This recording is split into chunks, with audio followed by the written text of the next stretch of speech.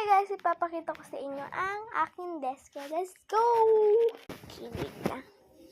Ito yung higaan namin ni ate. Ito yun yung desk ko. Let's go! Ito na pala umuupo. Yung ganito. Bag na ako ganyan guys.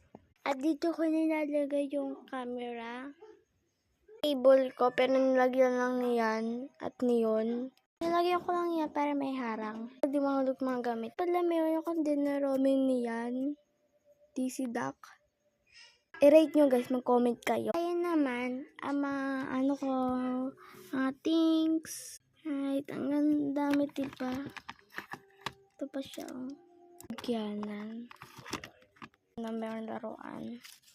Ayun yung nasa taas, meron ako dyan. Kasi ito yung lagyan ng bracelet ko. And yup. Yan lang siya. Ito yun lang guys. Bye-bye!